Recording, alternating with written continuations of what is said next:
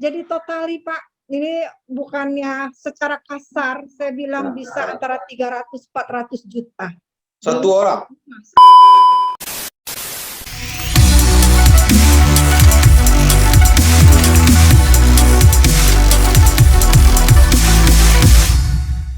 Pendengar Klesi, dimanapun Anda berada, kita lanjut acara Kata KJ, membahas lonjakan kasus COVID dan dampak pelayanan di rumah sakit COVID di Sumatera Barat. Berikut saya akan tanya lagi pada Dr. Rose tentang sesungguhnya pasien-pasien yang datang ke M. Jamil itu, Bu, apakah rujukannya itu sudah pas atau sebenarnya melepas tanggung jawab aja kemudian dilempar ke M. Jamil? Gimana, Bu? Terima kasih Pak KJ. Tentu saya tidak bilang bahwa itu melepas tanggung jawab. Artinya memang yang datang ke sini itu sudah luar biasa beratnya dilihat dari saturasi. Pas dilihat ronsennya sudah memutih dan sebagainya. Itu lewat kita kan ada namanya sistem informasi rujukan terintegrasi Pak KJ. Jadi rumah sakit sesumbar ini kalau mau merujuk pasien dari rumah sakit itu harus lewat sisrute, itu namanya singkatannya. Dan kalau merujuk pasien harus lengkap, artinya ronsennya disertakan, labornya disertakan dan sebagainya. Nah, memang akhir-akhir ini karena lonjakan itu banyak, beberapa rumah sakit tentu yang Dokter Andani bilang memang ventilator kita terbatas. Karena satu ventilator itu harganya 500 juta. Ya, dan kalau kemarin kita dibantu oleh Kemkes, sekarang harus mandiri. Artinya satu unit untuk pasien COVID itu mungkin 1 miliar, perangkat dari tempat tidur khusus, ventilator khusus, ada monitor. Nah, ini alat-alatnya aja, Bu, 1 miliar ya?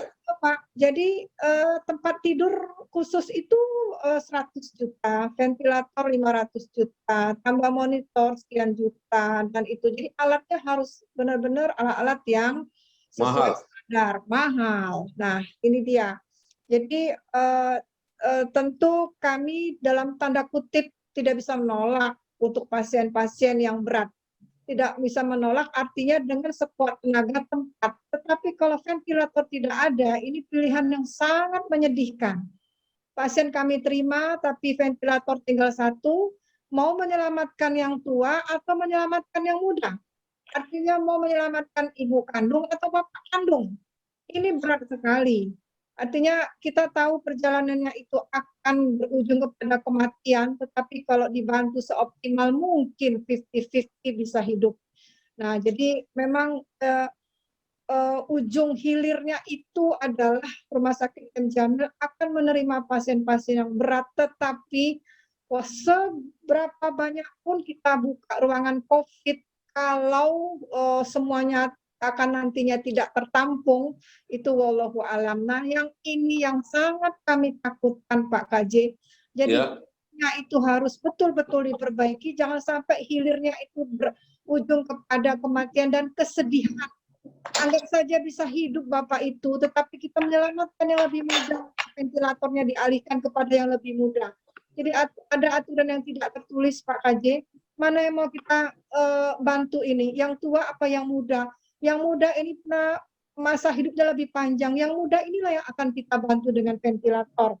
Memang angka kematian secara total sempat kalau udah pakai ventilator itu bisa 70%, artinya dari 10 yang pakai ventilator 7 meninggal, 3 hidup. Nah, seperti itu. Dengan sekuat tenaga, tim. Di sini tim COVID. Jadi tidak ada dokter sendiri yang merawat, kita membentuk tim di sini. Jadi memang semua di Sumbar ini harus berusaha untuk menurunkan tingkat-tingkat pasien yang terinfeksi karena imbasnya kepada rumah sakit dan luar biasa resources yang dikeluarkan. Tapi M. Jamil bikin resources, artinya berapa yang bisa semua lengkap di sini. Ada alat ECMO ECMO, ada plasmaferesis, ada plasma konvalesen, semua ahli ada di sini. Tetapi COVID ini luar biasa ganasnya kalau sudah menimpa pada pasien-pasien dengan status imun turun, sekuat tenaga, semahal obat apapun tidak terkejar kalau itu memang sudah sampai kepada ajalnya. Iya, Iya, Pak. iya. Ibu, kalau dihitung ya, seseorang kena COVID kemudian dirawat dan dia pulang, itu biayanya berapa, Bu? Gini Pak, ada beda Pak. Kalau beda-beda. maaf Pak, kalau ini pasien intensif Pak, ya kita kalau pasien yang ICU COVID yang pakai ventilator, Ya. satu hari di ruangan ventilasi itu minimal 2 juta untuk peralatannya. Ada pemakaian obat EVAG itu 150 juta. Jadi totali Pak, ini bukannya secara kasar, saya bilang bisa antara 300-400 juta. Satu orang? Satu orang, kalau semua modalitas kita gunakan. Jadi ada dua hal, Bu. Pertama, kalau Anda sakit, biayanya tidak main-main. Satu. Tidak main-main. Ini ruangan intensif ya Pak ya. Ruangan yang tidak intensif beda lagi. Kita bicara yang pernya saja. Yang kedua, Jangan sampai anak Anda berbapak atau beribu pada orang lain karena Anda bandel. Ya, itu dua poin yang menurut saya kalau sudah masuk rumah sakit, nah dua itu akan terjadi. Untung yang membayar tidak Anda sendiri, dibayar oleh negara. Negara itu sebenarnya kan uang kita bersama. Jadi dipergunakan untuk orang-orang yang tidak pakai masker. Jadi artinya uangnya sia-sia. Begitulah kira-kira, Bu. Kalau masyarakat tidak juga mau memakai masker di tengah kerumunan. Ya, baiklah. Saya mau ke Pak Khairul. Pak Khairul. Pak Dirut. Kalau Pak Dirut lagi, ada dia. Suaranya Pak. Ya Pak, ya. Oke. Ini Pak, kan kata Ibu tadi dari M. Jamil seperti itu. Nah, suka duka dan keluh kesah yang sebenarnya pernah terjadi di Rumah Sakit Ahmad Muhtar bagaimana Pak? Ya, Pak KJ, kalau dilema tadi memilih siapa yang akan diselamatkan di antara yang itu sudah Ibu Oce tadi sudah menjelaskan. Kita mengambil dari segi petugas kita. Rumah Sakit Ahmad Muhtar itu tidak memiliki banyak tenaga, khususnya tenaga-tenaga terlatih yang menangani pasien-pasien ICU, baik ICU non-ventilator maupun ICU ventilator. Jadi sebetulnya kita bisa sebenarnya kalau ventilator kita ada, tapi kan kita terbatas dalam hal tenaga yang kompeten itu. Jadi suka dukanya sambil merawat itu sampai sekarang petugas kita baik dari dokter dari semua lapisan itu sudah masuk 148 orang kita yang terpapar. Dan 148 orang Pak? Ya terpapar. Itu sejak dari bulan Maret 2020 sampai sekarang. Mulai dari dokter spesialis sampai ke perawat-perawat kita, analis kita, radiografer kita. Jadi pasien memang banyak meningkat, kita ingin merawat banyak, tapi apa daya, kita masih dibatasi dari kemampuan. Satu pasien ICU itu membutuhkan 6 orang perawat. Jadi ya, kalau kita prioritaskan ruangan ICU, berarti kita harus mengurangi ruangan yang pasien-pasien yang sedang. Tapi kalau kita prioritaskan pasien sedang, berarti kita harus mengurangi pasien yang ICU, baik yang ventilator maupun yang pakai yang tidak pakai ventilator. Itu ini kita. Sementara dari sisi lain kita terancam terus untuk terpaksa diisolasi. Itu mungkin Pak. Kemudian kita juga terkendala sebenarnya dalam hal persediaan obat-obatan. Kita sudah berusaha ini obat-obatan kita agak terbatas kondisinya. Itu kondisi rumah sakit kita Pak Gajah. Nah, di sesi terakhir ini saya mau minta tips dari narasumber kita Saya mulai dari Pak Dr. Andani, masing-masing beliau kita minta 1-2 menit. Silakan Pak Dokter. Ya.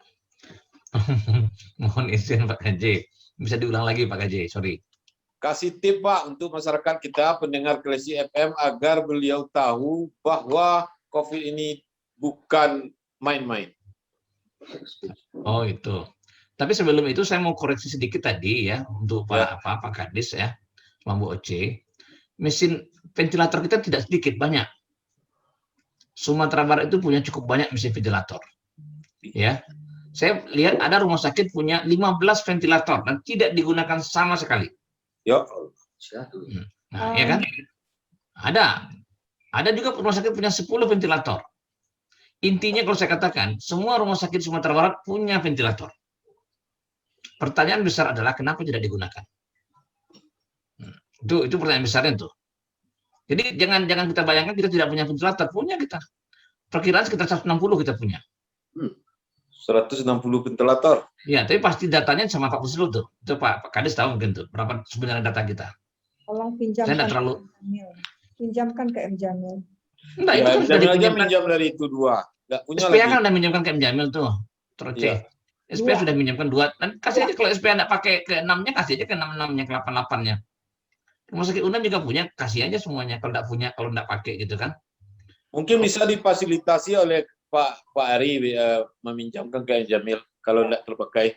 Intinya begini Pak, intinya adalah bagaimana kita pertanyaan pertama adalah kenapa tidak digunakan? Itu pertanyaan pertama tuh. Kalau di rumah sakit Pariaman, ini kan di bawah Pak Ali tuh, jawabannya tidak ada oksigen sentral. Kenapa Pasaman Barat bisa menggunakan walaupun mereka tidak punya oksigen sentral? Itu pertanyaannya gitu. Jadi saya katakan ini kembali kepada bagaimana kita manage mereka, itu yang penting. Di situ akan muncul reward and punishment itu muncul di situ. Ya, kalau saya sih berpikir begitu saja. Tapi saya tidak terlalu komentar terlalu banyak lah. Tadi masalah tips ya. Kita kembali ke tips tadi Pak Kaji. Kalau saya ini kalau Pak Kaji mau cerita sama saya panjang kita cerita nih. Saya makanya. Jadi kalau kita bisa cerita mengenai apa yang harus kita lakukan Pak Kaji. Ya, terus terang saya katakan di Sumatera Barat itu untuk edukasi masyarakat, pemahaman masyarakat sebenarnya ada 2 yang dilakukan. Pertama, pendekatan melalui alim ulama. Ya, alim ulama. Yang kedua adalah pendekatan melalui Nagari Tage, Posko Covid, dan Satgas Covid. Satgas Nagari. Ya, kenapa Satgas? Satgas itu ada semua di situ. Ada wali negari, ada Babinsa, ada Babin Kamtibmas, ada tenaga kesehatan. Penyuluhan melalui tenaga kesehatan saya rasa tidak efektif lagi sekarang. Kenapa? Sudah ada resistensi. Ayo, kalian proyek diikuti ya. Udah ada pandangan seperti itu oleh masyarakat. Jadi akan sulit rasanya untuk masuk di dalam posisi seperti ini. Tapi kalau penyuluh lewat Babinsa, Babin Kamtibmas juga tidak efektif karena mereka juga tidak mengerti. Tapi melalui pendekatan yang ada di Satgas, saya contoh gini Pak. Ini contoh ya. Kalau kita punya tempat isolasi di desa, kemudian makan orang desa itu ditanggung oleh secara bergotong royong, bergilir oleh rumah orang-orang yang ada di desa itu, ya kan? Apa yang kira-kira yang muncul di situ? Ada pemahaman masyarakat desa bahwa COVID itu ada. COVID itu ternyata tanggung jawab kita juga. Saya kemarin ngasih makan untuk orang COVID 1 hari. Nah, kuncinya sebenarnya gitu Pak. Bagaimana kita membangun kebersamaan semua pihak ya, bahwa COVID itu harus ditongkrongi bersama, harus diselesaikan bersama, tapi tidak dengan cerita Pak, ya tidak dengan kata-kata menyelesaikan COVID ini Pak, dengan bekerja Pak. Saya katakan sekali lagi, dengan bekerja, tidak berdebat di grup WA. Nah, itu saya sampaikan. Atau tidak membuka WA. Saya kan jarang buka WA sekarang. Buka kan ada pula tuh. Nah, tapi yang paling penting adalah bagaimana kita bekerja Pak. Action yang penting sekarang. Seperti saya bilang sama Pak Polisi, Pak Kapolda, Pak nggak ada waktu yang sosialisasi Pak, tangkap aja nggak patuh. Jadi ini Pak, ini yang kita harapkan. Saya ingin sampaikan bahwa kasus kita ini akan mengancam kalau kita tidak hati-hati. Mungkin Dr. Ken bisa sampaikan tuh, rumah sakitnya udah mulai agak penuh. Kemarin saya di Pasaman Barat, rumah sakit IRC penuh, rumah sakit RSUD Pasaman Barat udah penuh. Ya. Nah, Sebenarnya ada regulasi tuh Pak, rujukan atas, rujukan naik, rujukan turun, tapi belum berjalan dengan baik. Nah, regulasi sistem kesehatan ini harus dibangun juga, di samping menata kebersamaan di masyarakat. Saya kira kuncinya di situ, Pak Haji. Saya harapan saya ini bisa betul. Saya terobsesi betul nih Pak, tantangannya berbeda ya kalau saya lihat mengenai pandemi COVID ini. Tolong pantau Sumatera Barat dari Kemenkes Pak. Nah, saya udah sebulan di Padang Pak Haji. Oh, lagi di Padang. Saya diminta langsung oleh Pak Gubernur, Pak Wagub, supaya membantu Padang untuk bulan ini aja. Siap, alhamdulillah. Kan selama ini agak jauh. Baiklah, saya minta Pak Ari tipsnya untuk masyarakat. Pak Ari Yuswandi, Kepala Dinas Kesehatan Sumatera Barat. Baik, terima kasih Bang KJ. Tipsnya untuk masyarakat adalah mari bersama-sama kita untuk menanggulangi COVID. Masyarakat Sumatera Barat ini kebiasaannya adalah basamu maku menjadi, Bang KJ. Oke, basamu maku menjadi, pas seperti apa yang dikatakan oleh Pak Andani tadi. Ya. Baik Pak Ari, sekarang ke Ibu Dokter kita, Dr. Rose Dinda Martini, Direktur Pelayanan Medik, Perawatan dan Penunjang RSUP Dr. M. Jamil. Silakan Bu. Ya Pak KJ, jadi pemirsa sekalian, tipsnya sederhana. Kalau mau hidup lebih panjang, tidak terkena COVID, pertama, pakai masker. Kedua, cuci tangan. Ketiga, jaga jarak. Keempat, jauhi kerumunan. Kelima, batasi mobilitas dan interaksi. Yang pertama adalah memakai masker. M. Jamil akan siap menerima Bapak Ibu yang sakit COVID, tapi siap-siap nanti akan dimakamkan di pemakaman COVID kalau tidak patuh pakai masker. Ya. Mantap sekali. Sekarang Dr. Khairul Said, Direktur RSAM Bukit Tinggi. Minta tipsnya Pak untuk warga kota atau Sumatera Barat. Silakan admit dulu Pak. Pak KJ, ya terima kasih. Kita rumah sakit ini berdiri di belakang sebenarnya. Kita menangani masalah hilir. Jadi masalahnya rumah sakit kalau di hulunya bisa terkendali dengan baik, rumah sakit akan ringan bebannya. Tapi kalau di hulunya tidak terkendali, rumah sakit akan kelabakan, bahkan bisa-bisa tidak tertangani. Jadi kita mengajak bersama-sama, terutama sekali ketua-ketua Satgas Kabupaten Kota untuk lebih meningkatkan